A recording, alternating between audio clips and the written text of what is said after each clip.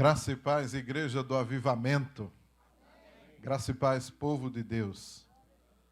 É uma honra, é um prazer, uma alegria ter o privilégio, a oportunidade de ministrar a palavra para uma igreja tão avivada, para um povo tão atencioso, para um povo muito especial aqui nessa terra.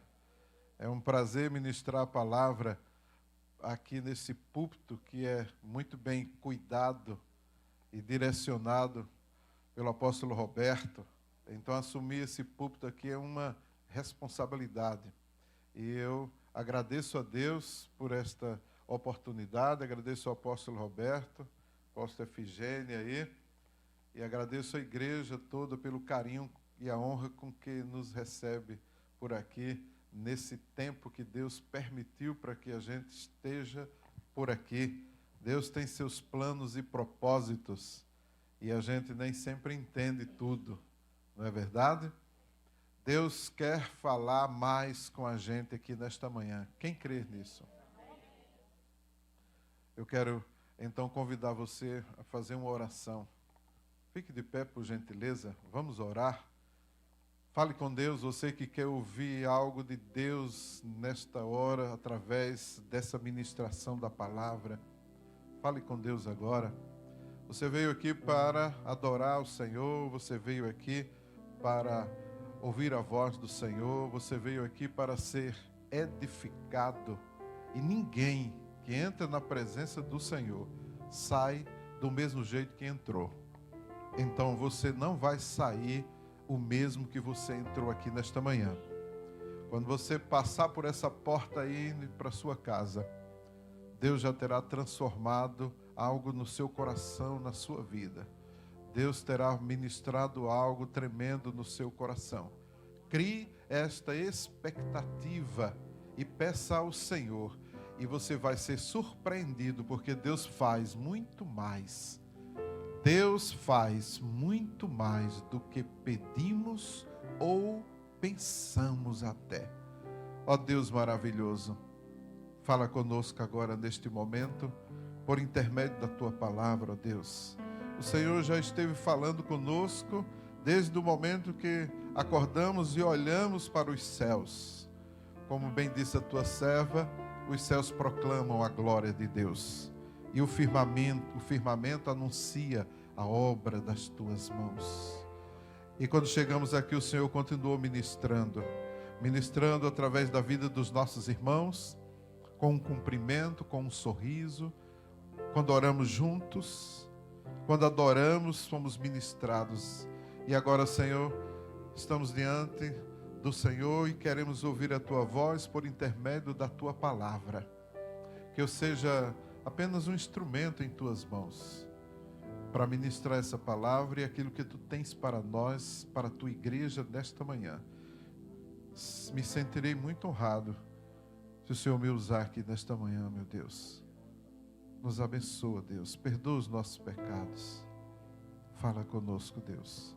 Oramos em nome de Jesus. Amém. Dá um aplauso a Jesus Cristo, Senhor. Aleluia. Fala para a pessoa que está do seu lado e diz assim para ela: Deus vai falar com você agora. Preste muita atenção naquilo que Deus vai falar com você. Diga assim para a pessoa: olha, você vai aprender algo novo de Deus aqui nesta manhã. Abra sua Bíblia no segundo livro dos Reis de Israel. Segundo livro dos Reis de Israel, no capítulo 6, a partir do verso 1. Segundo livro dos Reis de Israel, no capítulo 6, no verso 1, nós vamos encontrar aquela experiência do profeta Eliseu, imediatamente após ele assumir a liderança do discipulado naquela equipe, naquela escola de profetas que foi deixada pelo profeta Elias, quando ele sobe, é arrebatado nos céus. Os profetas, ou os alunos, ou os discípulos, eles se reúnem ali. E tem algo muito interessante no segundo livro dos Reis de Israel, no capítulo 6, quando o texto nos diz, a partir do verso 1, disseram os discípulos dos profetas. Então, discípulos dos profetas, ou dos profetas a Eliseu: eis que o lugar em que habitamos contigo é estreito demais para nós. Vamos, pois, até o Jordão, tomemos de lá, cada um de nós, uma viga, e construamos um lugar em que habitemos. Respondeu ele: ide. Disse um: serve-te de ires com os teus servos. Ele tornou: eu irei. E foi com eles. Chegados ao Jordão, cortaram madeira. Sucedeu que, enquanto um deles derribava um tronco, o machado caiu na água. E ele gritou e disse: ah, meu senhor, porque era emprestado. Perguntou o homem de Deus: onde caiu? Mostrou-lhe ele o lugar. Então Eliseu cortou um pau e lançou-o ali e fez flutuar o ferro. E disse: levanta-o. Estendeu ele a mão e o tomou. Faça assim como os americanos: uau, o ferro boiou? Lá nos córregos de Minas não boia, não. Não é verdade? O ferro boiou. Eu quero falar hoje sobre discipulado. Quando vivemos debaixo de um discipulado, o que é que nos acontece? Quando vivemos debaixo de um discipulado. Falar de discipulado e pegar um texto do Antigo Testamento pode nos causar estranheza, porque geralmente a gente pensa em discipulado só em coisa dos textos do Novo Testamento ou das cartas de Paulo, quando muito, ou então logo nós nos lembramos daquele texto de Jesus em Mateus 28, versos 19 e 20, que todo mundo conhece muito bem.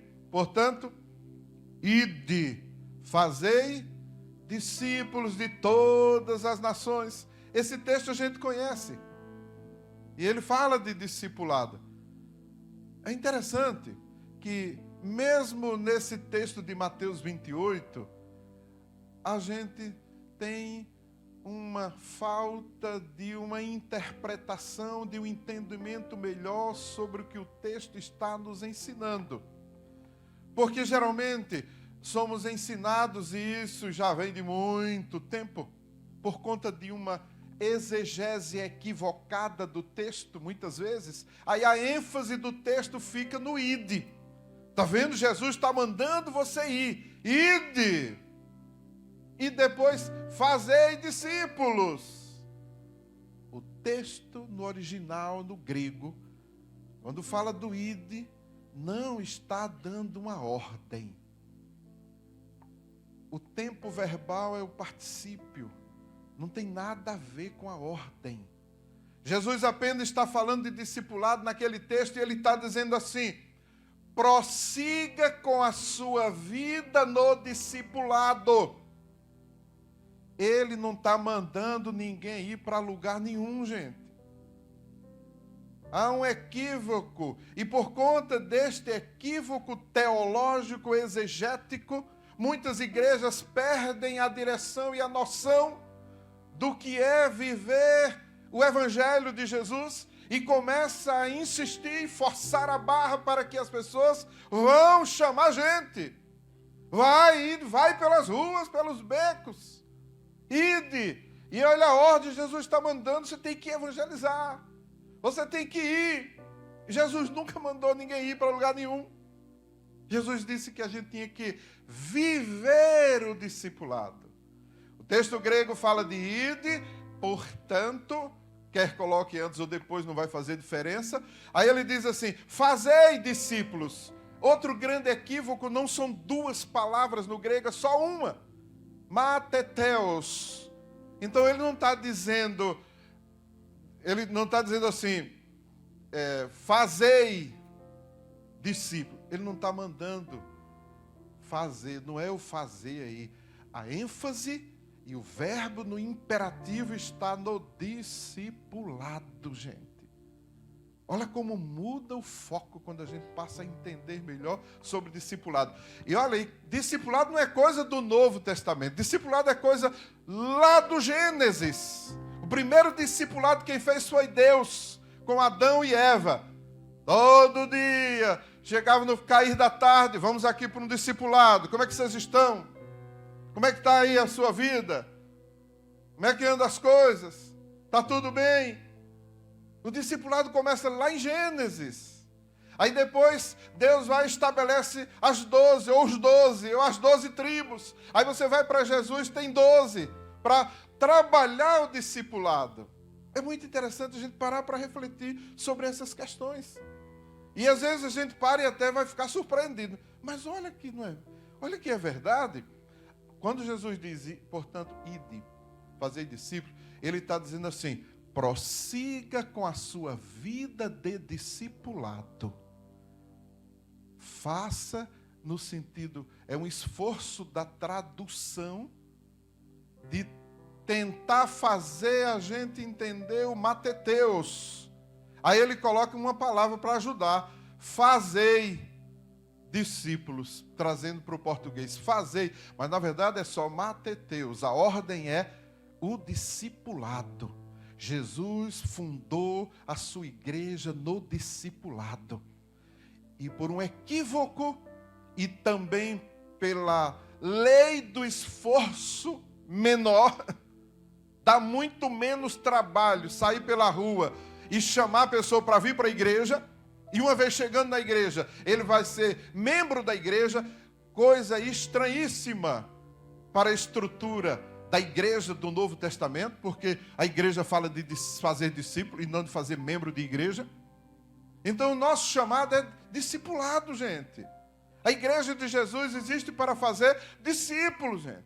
Então o ID acaba forçando tanto que as igrejas ficam parecendo mais com um ponto comercial, onde você vai prestar o melhor serviço numa concorrência terrível.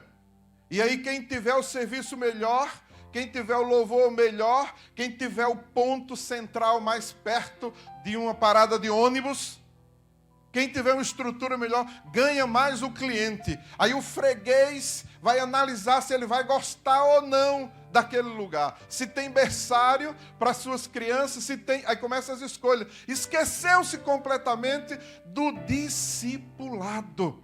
E eu quero perguntar a você hoje, nesta manhã, de quem você é discípulo, meu irmão. Pergunta isso do irmão que está do seu lado, de quem é que você é discípulo? Quando o profeta Eliseu assume a equipe, o texto bíblico nos diz discípulos. Discípulos dos profetas. Os discípulos dos profetas vão até Eliseu. Eliseu agora é o líder do discipulado. Está formando profetas. É uma escola que Elias criou. E ali começa. Olha, observe o texto, gente. Observe o texto. O texto vai nos ensinar, ele diz assim, eis que o lugar em que habitamos contigo é estreito demais para nós. Fala para o irmão que está do seu lado, o lugar ficou estreito. Fala assim para ele, e hoje a palavra ficou estreita aqui. O negócio ficou estreito, gente. Quando você vive debaixo de um discipulado, então numa estrutura homilética para você organizar na sua cabeça, o tema é quando vivemos debaixo de um discipulado. E a primeira parte, estou de olho no relógio, viu, apóstolo Roberto? O primeiro ponto que eu quero falar para você é que quando nós vivemos debaixo de um discipulado, o discipulado amplia a nossa visão. Fala para a pessoa que está do seu lado. Discipulado faz a gente ampliar a visão.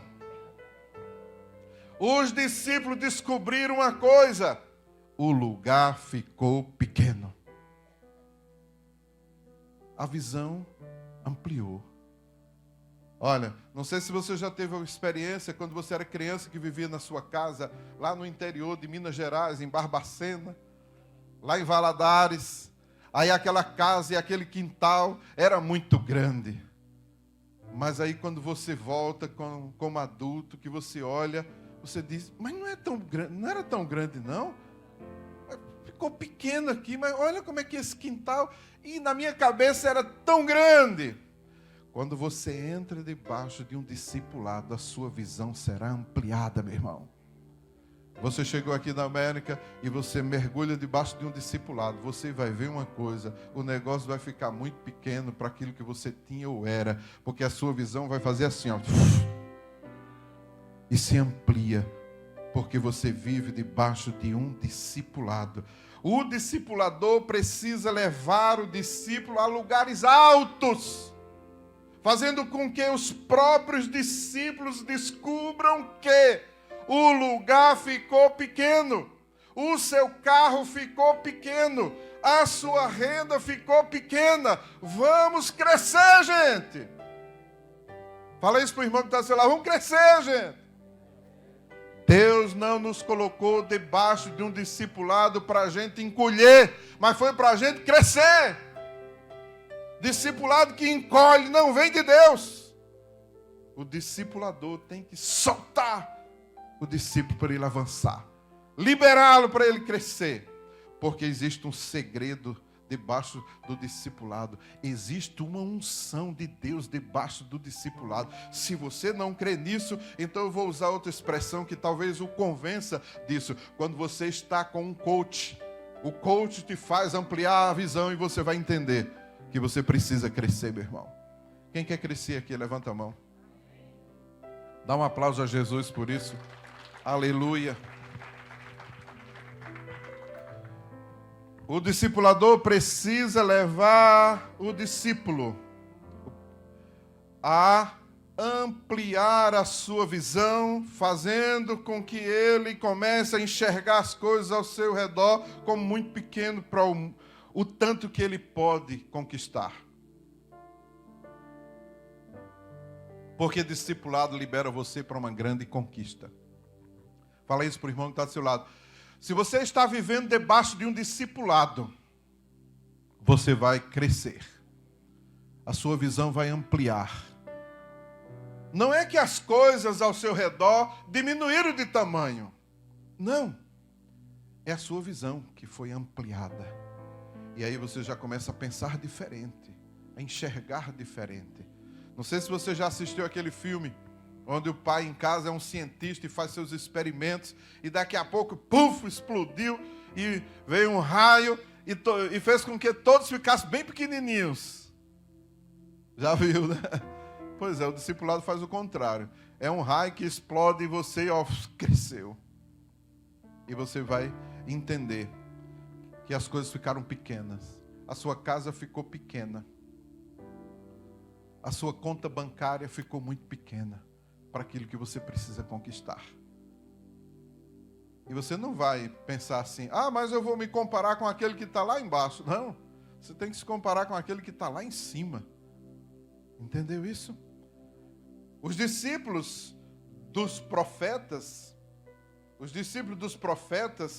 eles vão falar para Eliseu que, olha, ficou pequeno aqui. Mas eles estavam lá há tanto tempo e não tinham enxergado isso? É porque o discipulado fez com que eles amadurecessem e a visão foi ampliada. E agora eles querem mudar o lugar. Deixa eu dizer mais uma coisa bem rapidamente. O discipulado precisa levar o discípulo a se incomodar e nunca a se acomodar.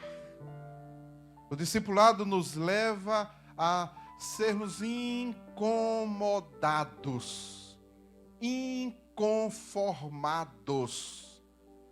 O texto vai nos dizer aqui, disseram os discípulos dos profetas a Eliseu: Eis que o lugar em que habitamos contigo é estreito demais.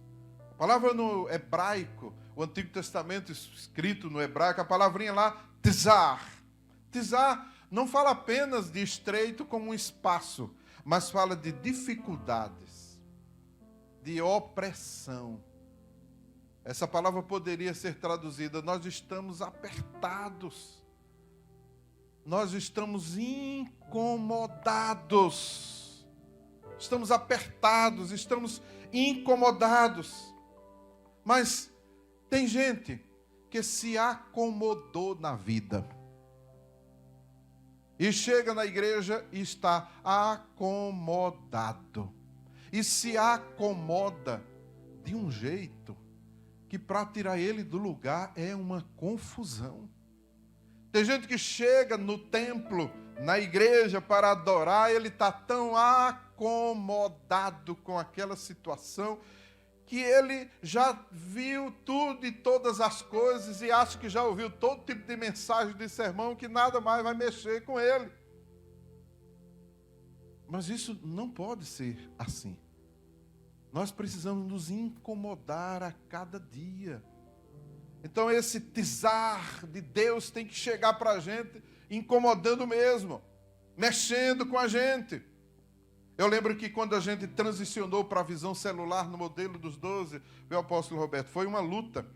Porque quando a gente celularizou, a igreja deu uma explosão. E crente novo, você lembra como é que é crente novo?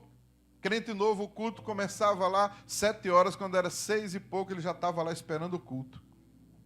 Aí aqueles irmãos acomodados, que já tinham o seu lugar fixo, só chegava atrasado. Quando ele chegava, o lugar já era, meu irmão. Já estava ocupado. E eles queriam que a gente desse um jeito para botar uma plaquinha lá, porque ele não podia sentar em outro lugar. Porque ele estava acomodado de tal maneira que eles achavam ruim. Eu sento nessas poltronas confortáveis e eu fico bem acomodado. 2 para mim e outra para botar minhas coisas. No dia que essa igreja lotar, eu vou dizer: apóstolo, tá ruim aqui o negócio, tá meio que... Essa é a nossa tendência natural. É aqueles que têm toda a atenção. Quando chega um novo discípulo, aí o pastor não deu mais aquela atenção e ele vai achar ruim. Ah, eu vou visitar outra igreja. Aí quando cheguei a outra igreja, viu como é que foi? O pastor foi lá, me cumprimentou, disse meu nome e ficou numa alegria que eu fui. E já disse assim: você quer pregar aqui no próximo domingo? Quer uma oportunidade? Eu sei que isso não acontece por aqui. Só no Brasil, né? Então isso só acontece no Brasil. Aí aquele que não está debaixo de um discipulado, ele não tem responsabilidade nenhuma com o seu discipulador, com o ministério onde Deus o plantou, e consequentemente Deus também não tem com ele.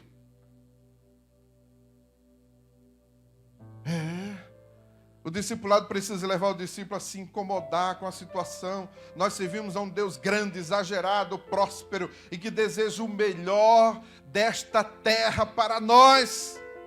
E você se acomodar com tão pouco, meu irmão.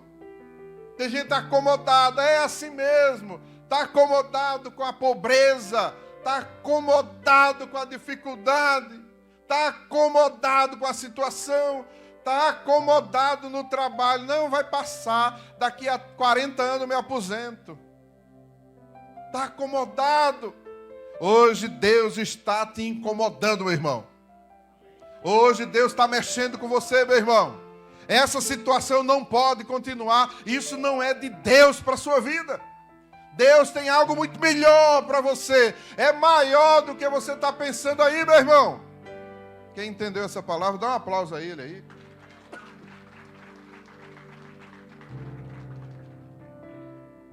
Os discípulos dos profetas disseram: Eliseu, está pequeno esse espaço aqui. Vamos dar um jeito aí. Está pequeno.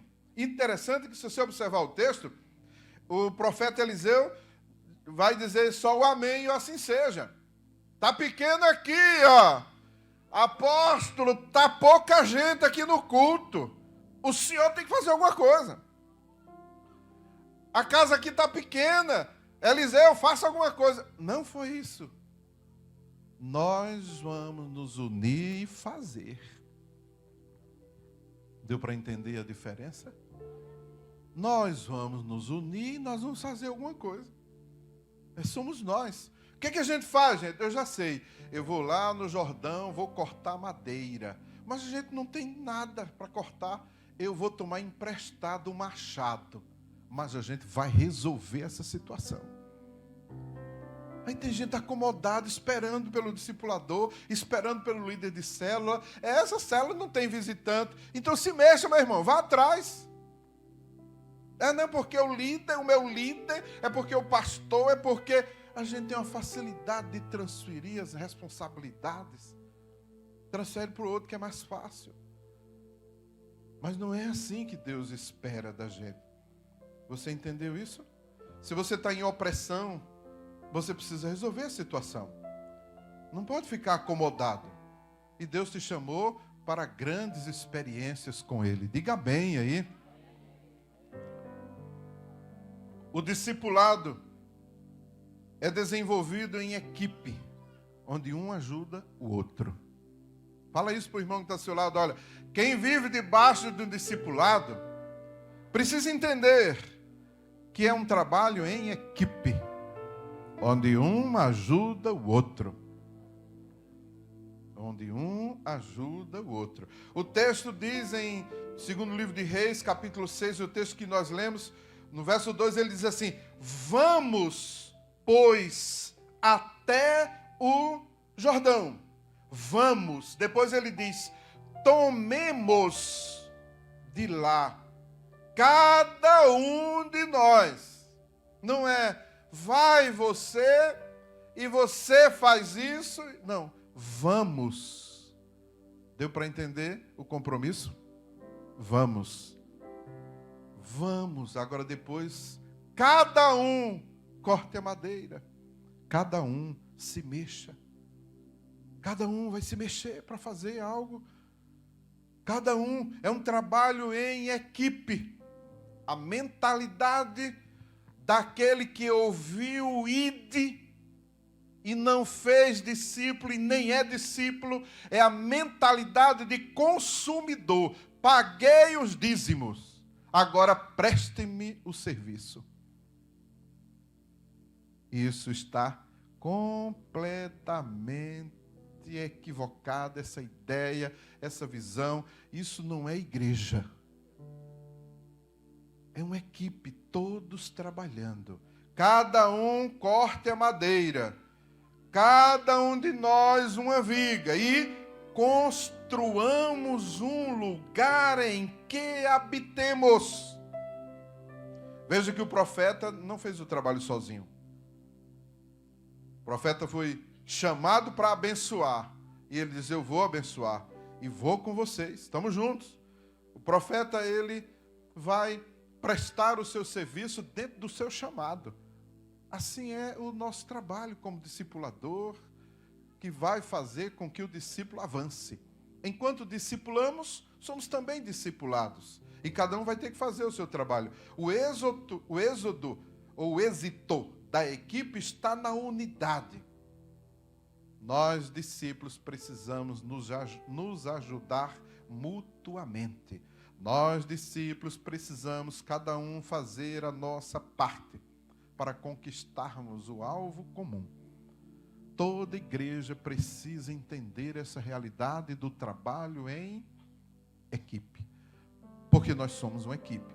Quem vive debaixo do discipulado, vive trabalhando numa equipe. Você entendeu isso?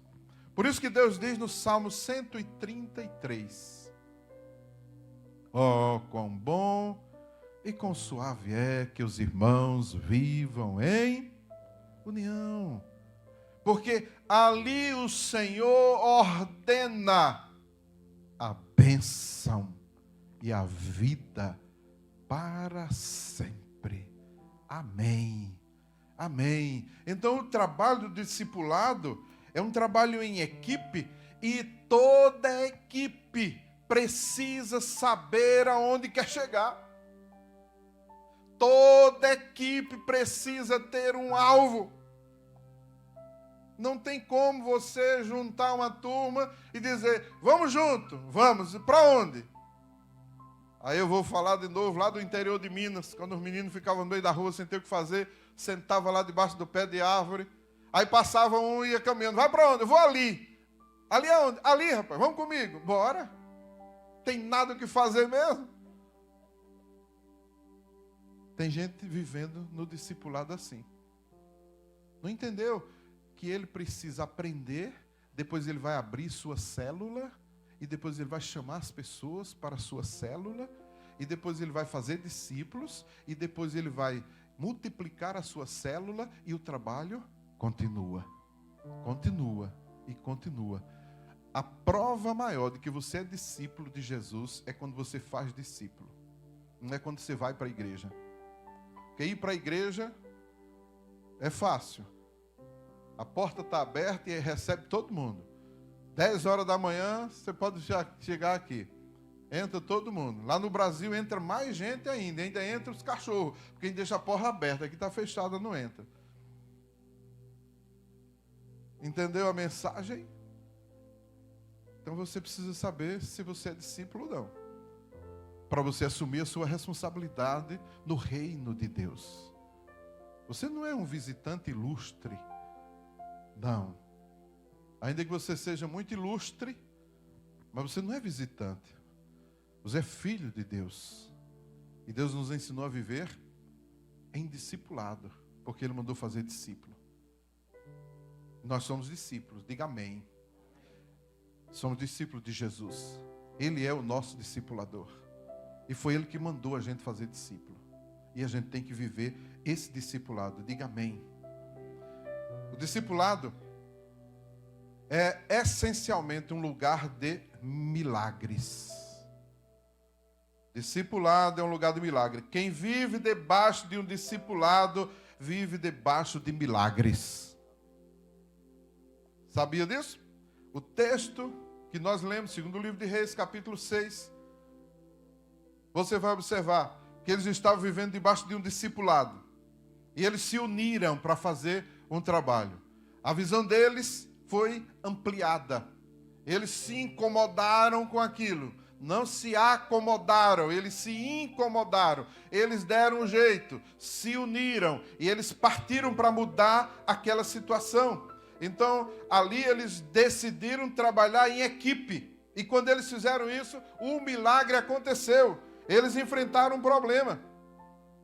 O machado que eles tomaram emprestado afundou no rio.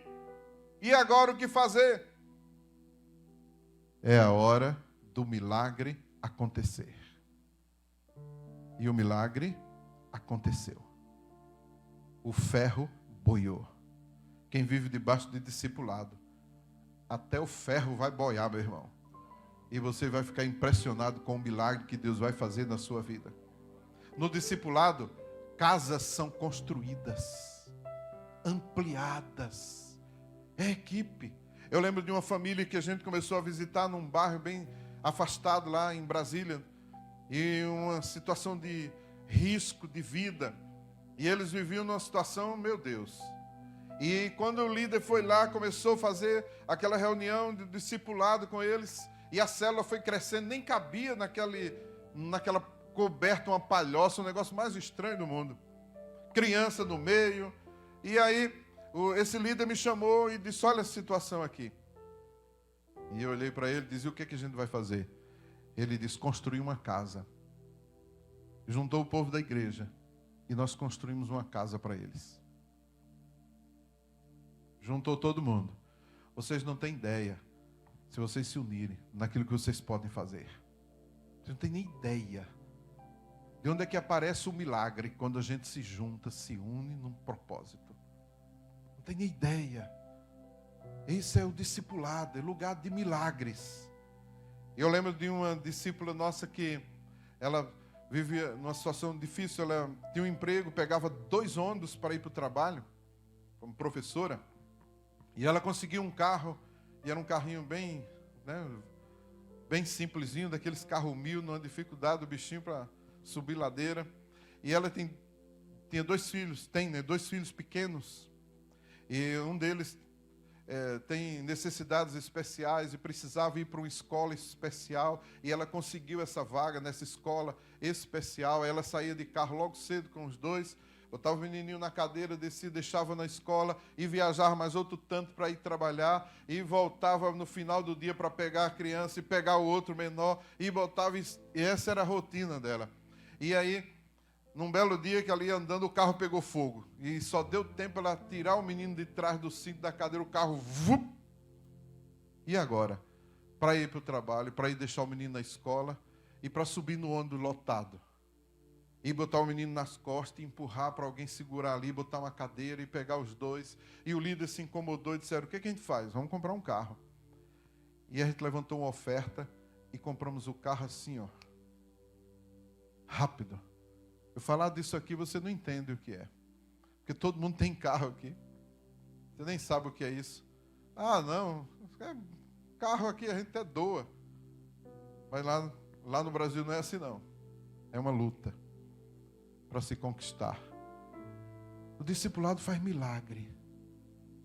Aí você vai dizer assim, apóstolo, mas isso aí não é milagre. É não? Arranca dinheiro de onde não tem. E faz um coração amolecer para ofertar desse jeito. Isso é milagre. Você entendeu? Você é discípulo de Jesus. E quando você está vivendo debaixo de um discipulado, você está na legalidade de receber milagres sobre a sua vida. Aí você vai ver as coisas mudarem ao seu redor. Aí você vai ver a palavra de Deus fazer sentido na sua vida, você perceber tanta coisa que talvez você não entenda hoje. O discipulador, ele precisa tomar decisões e liderar sua equipe e orar e clamar e o milagre acontecer. O que é que eles fizeram? Ai, meu Deus, profeta, o machado sumiu. O que é que vocês fizeram? O machado era emprestado, e agora? O profeta diz, mostra aí onde é que foi. Foi aqui. Corta um pau aí. Pega o pau, joga lá na água. E o pau funciona como um imã e puxa o machado de ferro lá do fundo. Isso é milagre. Quem vive debaixo de um discipulado tem direito a milagres. Você sabia disso? O profeta, o discipulador deles ali entra em ação e o milagre acontece. Jesus diz em Mateus capítulo 18, vocês lembram daquele texto que diz assim, onde estiverem 2 ou 3. Tem muita gente de 2 ou mais. Não, eu sei que 3 é mais do que 2. Mas o texto diz 2 ou 3. Reunidos em meu nome, ali estarei eu no meio deles. Quem crê nesse texto aí? Faz assim, ó, para acordar todo mundo. Mas quem lembra do versículo anterior? Que diz assim, se 2 concordarem com qualquer coisa que vocês concordarem e pedirem, meu Pai vai fazer o milagre acontecer. Meu Pai que está nos céus. Está lá o texto, Mateus 18, 19. Se 2 de vós concordarem na terra acerca de qualquer coisa que pedirem, será feito pelo meu Pai que está nos céus. Se 2 estiverem vivendo debaixo de um discipulado, se vocês se unirem, e vocês clamarem, e pedirem qualquer coisa, meu Pai que está nos céus vai fazer. Os 2 aí são discípulos de Jesus. É discipulado que a gente está precisando. E não existe estratégia melhor de multiplicação e de crescimento de uma igreja se não for pelo discipulado. Não adianta a igreja querer concorrer com estabelecimentos que tem tantos e tantos por aí, que igreja virou um comércio terrível, um business. Não adianta, nós precisamos entender a mensagem do discipulado e precisamos entender a vida como discípulo de Jesus e viver nesse discipulado. As pessoas aqui na América precisam desesperadamente de relacionamento. Tanta gente se suicidando. E pode analisar a vida desses, eles se isolaram. E aí, perde a esperança, perde o ânimo. Olha para os quatro cantos, não vê uma ajuda, um socorro.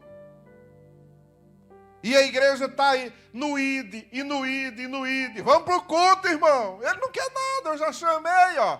Deus quer mudar a vida dele, mas ele não vem para o culto. Ele não vem para a igreja. Primeiro ele precisa ir para o discipulado lá com você. Aí ele vai olhar para a sua vida e vai saber se ele vai mesmo querer ir para aquela igreja. É discipulado, meu irmão, o chamado. Aí você se abre para relacionamentos. As pessoas têm aqui, eu já ouvi muito, americano não gosta de discipulado. Americano não gosta nem de tocar, nem de dar a mão. Americano... E eu disse, meu Deus, como é que é isso? Americano é gente de carne e osso, como qualquer um de nós. E a gente tem que ter a ousadia de quebrar isso. Ah, mas ele é assim, mas eu sou diferente, a gente vai ter que se relacionar aqui. Aí a gente foi para o hospital, fui fazer uma fisioterapia, vai para o Prime Care, no médico e tal, aqui funciona assim, você já sabe. Aí nós fomos lá, e o meu inglês, infelizmente, ainda não decolou. Então, ainda estou no básico do básico, mas eu ajudo, aí às vezes eu vou, irmão Caleco, né, irmão Caleco? Me manda, você vai traduzir. E eu fui, agora, um outro dia aí, levei o irmãozinho no hospital e fui ajudar para ele fazer a ficha, e a moça e a atendente lá ficou olhando para mim, porque eu estava junto e ajudando, e aí eu disse, eu sou a M. Trosleira. Ela começou a rir, eu não entendi por que aquele sorriso. Mas ela riu, e eu estou lá traduzindo para ele. E olhando e tentando acertar. Aí fomos para o hospital, e a Eunice sentou lá, ficou esperando. E eu fui lá ser atendido. Quando eu voltei, estava a Eunice no maior papo com a americana. E a americana, conversa vai, conversa vem, já marquei com ela para ir lá para casa. Ela disse que vai tomar um café com a gente. Eu digo, meu Deus, é mesmo? Eu disse, tu já está falando assim? Tá, eu botei aqui no tradutor, você quer tomar um café na minha casa e tal? Pois ela foi, ela chegou exatamente na hora marcada, 8 horas da manhã.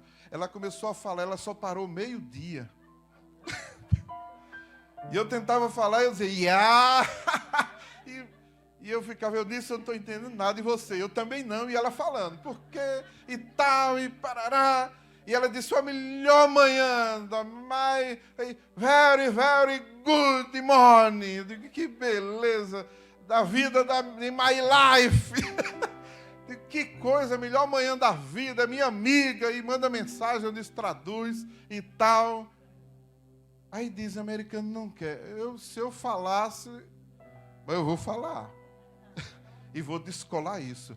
Porque quem está debaixo de um discipulado tem direito a milagre. Então o milagre vai acontecer. Eu creio nisso. Eu creio nisso. Meu irmão, se abra para relacionamento. Não tem ninguém melhor para relacionamento do que brasileiro. O que aconteceu com você quando chegou aqui na América, meu irmão? Deixa Jesus te curar em nome de Jesus hoje. E se abra para relacionamento. Quantos amigos você tem, meu irmão? E amigo aqui é necessidade. Você precisa de amigos. E você só vai cumprir o tal do ID se você fizer amigos. Faça amizade. Se abra para relacionamento. Porque discipulado é relacionamento. E Jesus mandou a gente se relacionar. Aí você me diz, não, mas americano é muito chato. E você? E você, meu irmão? Relacionamento. Você precisa ser curado para se relacionar. Mude, mude. Não deixe essa cultura te atrofiar, meu irmão. Mude a sua vida. Se abra para relacionamento. E você entra no discipulado. E você vai avançar, meu irmão. Você entendeu isso? Debaixo de um discipulado, você tem direito a milagre. Um apóstolo amigo meu, estou terminando, já acabou meu tempo, apóstolo. Vamos ficar de pé, vamos orar agora por um milagre. Um apóstolo amigo nosso disse que estava numa reunião de discipulado. E o telefone tocou, ele disse que não gosta de atender, mas tocou uma vez, duas, três. Ele disse, é alguma coisa. Quando atendeu, a esposa de um discípulo dizendo, apóstolo, ore pelo meu marido. Acabou de sofrer um acidente. Foi levado pela ambulância aqui, está no hospital. E o médico disse que é gravíssimo. Nós vamos orar sim. Daqui a pouco telefone de novo. O médico disse que não tem chance. Ele entrou em desespero. O apóstolo disse não. Juntou a equipe em oração. Botou o joelho no chão. E começou a dizer para Deus, Senhor, Ele é meu discípulo, que o Senhor me confiou. Eu não aceito ele ir embora agora, Senhor. Eu preciso dele aqui, Senhor. E clamou. E clamou. Quando terminou a oração, passou um tempo, foram para casa, chega a ligação. Está fora de perigo. Não sei o que aconteceu, apóstolo. Acho que o médico que viu errado. E agora ele já está melhor. E o milagre aconteceu na vida do discípulo. A gente conta testemunho dos outros, mas eu lembro de um que eu tive experiência também tantos anos, né? De igreja, de discipulado e tantas coisas mais que a gente vai vivendo. Um discípulo nosso, ele adoeceu, passou por uma situação muito difícil e não teve mais jeito. Os médicos chamaram a família e disseram, não tem mais o que fazer. E eles falaram comigo e eu gostava muito dele. E era um discípulo que estava sempre com a gente. E eu disse, não, e jovem, eu disse, não, Senhor, vou lá orar por ele. Aí eu fui. E aí pedi autorização, porque a dificuldade até para visitar na UTI, já estava se ultimando, não tinha mais chance, segundo os médicos.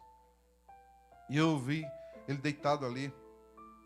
E o médico, a enfermeira disse, infelizmente, não veio mais nada, não houve nada. Aí já, eu fiquei olhando assim, fiquei em pé, sozinho, naquele quarto, e olhei, e disse, não, Senhor. Fiquei de joelho ali no chão, e clamei, Senhor, é meu discípulo, eu quero ele de volta. Dá mais um tempo a ele, Senhor. Ele é tão útil. Como ele serve na igreja. Senhor, dá um tempo aí para ele. Mantém ele aqui. Mantém ele aqui, Senhor. Faz um milagre.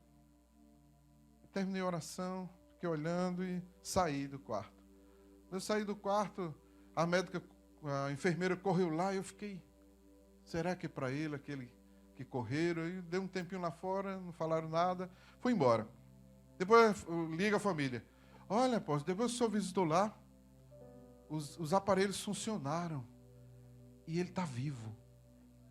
E o médico disse que vai tirar ele daqui, porque ele não precisa estar mais aqui no hospital. E eu fui falar com ele. O que foi que houve, rapaz? Ele disse, eu tive uma experiência com Deus. O senhor foi naquele dia me visitar. E eu me senti fora do corpo e vi o senhor lá orando. E eu voltei. Quem vive debaixo de um discipulado tem direito a milagres, meu irmão. Meu irmão, entenda isso. Não fuja do seu discipulador. Vá para perto dele. Cola nele. Se une ao seu discipulador. Porque é ele que recebeu da parte de Deus uma unção para cuidar de você. E para liberar as bênçãos sobre a sua vida. Quando Deus resolve te abençoar, essa bênção passa pelas mãos do seu discipulador. E ele abre a boca e libera a bênção sobre você. Entenda isso, meu irmão.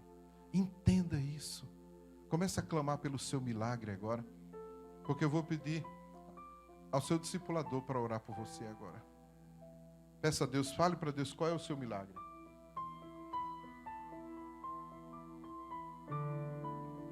Foi o ferro que caiu na água e afundou? O ferro era emprestado ou o machado?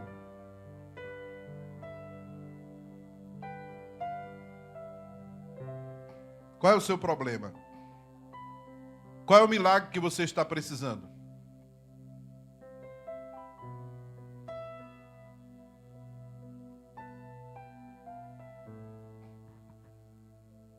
Qual é o seu milagre? Traduza esse milagre numa palavra só. Bote essa palavra agora no seu coração.